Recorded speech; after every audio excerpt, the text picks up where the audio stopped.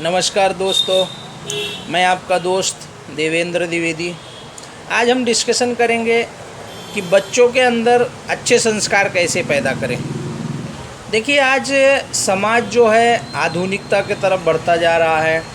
आज हम ज़्यादा से ज़्यादा फेसबुक, इंस्टाग्राम, उसके बाद आपका मोबाइल में इंटरनेट, बहुत सारी चीज़ें नई नई आ गई हैं, जिनके कारण बच्चे जो हैं माँ बाप से दूर होते जा रहे हैं। जो अटैचमेंट है फैमिली के साथ वो कम होता जा रहा है। और इसका परिणाम आने वाले समय में क्या होगा कि एक दूसरे की फीलिंग हम समझ नहीं पाएंगे, तो उसका बहुत बुरा समाज में असर होने वाला है।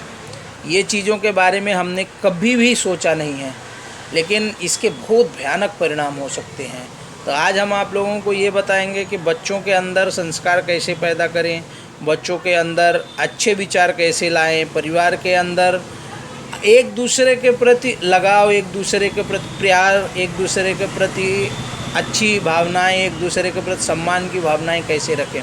तो सबसे ज़रूरी है, पहली चीज़ें, बच्चों को मोबाइल, कंप्यूटर, टीवी इसके बारे में आप बताएं, इसका फ़ायदा और नुकसान क्या है। जो भी चीज़ें रहती है बच्चों के साथ में डिस्कशन कीजिए, बच्चों को समय दीजिए। जितना ज़्यादा आप बच्चों को समय देंगे उतना ज़्यादा बच्चे आपसे अटैच होंगे।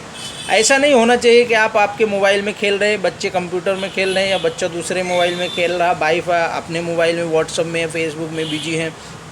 आपको कम से कम रोज़ बच्चों को 1 घंटे का टाइम देना चाहिए। कुछ भी रहे, चाहे उनके साथ स्टोरी का डिस्कशन करो, आपके बचपन का डिस्कशन करो, कोई भी पुरानी स्टोरीज़ उनको सुनाओ, उनकी ऐसी लत डालो, उनकी ऐसी आदत डालो जिससे कि बच्चे प्रभावित हों, जो कि बच्चों को बहुत सारी मोटिवेट करे, बच्चों के लाइफ में जिसका असर हो। ऐसी स्टोरियों के बारे में आप चर्चा कीजिए। बच्चों के साथ में बैठ के जो कार्यक्रम भी आते हैं वो देखिए, लेकिन बच्चों को उसके बारे में बताइए, उससे फ़ायदा क्या है, नुकसान क्या है।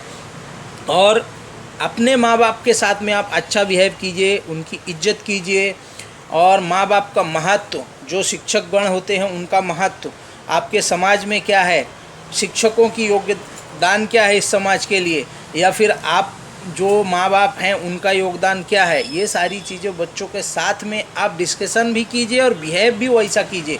अगर आप अपने बच्चों के सामने अपने माँ और पिताजी के साथ में गलत व्यवहार करेंगे तो आप उनको कितना भी अच्छा संस्कार दो, कितना भी आप सोचो कि आपका बच्चा संस्कारी होगा, लेकिन कभी भी नहीं होगा।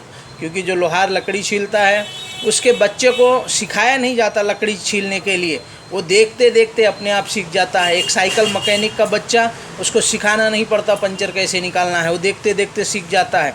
एक गैरेज में काम करने वाले का बच्चा गैरेज में अपने पिताजी के साथ धीरे धीरे शेयरिंग करते करते एक अच्छा मैकेनिक बन जाता है। उसी तरह एक अच्छा संस्कारी व्यक्ति जो होता है उसके बच्चों को संस्कार सिखाने की ज़रूरत नहीं पड़ती, वो अपने आप बच्चे संस्कार सीख लेते हैं।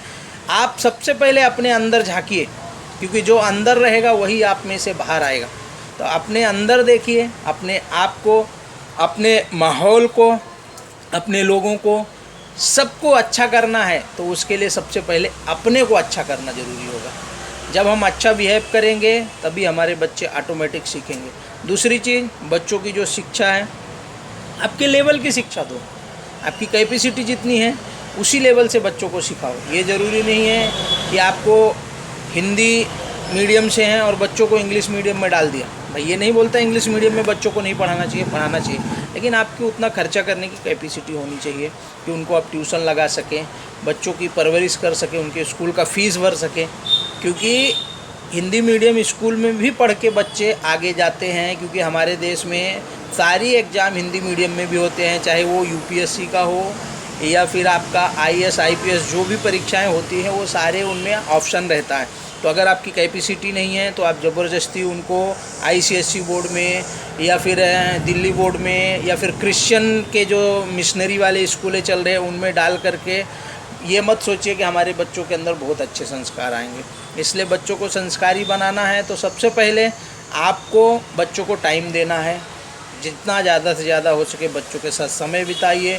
एक अच्छा नागरिक होने के नाते देश के उज्जवल भविष्य के लिए बच्चों को संस्कार दीजिए।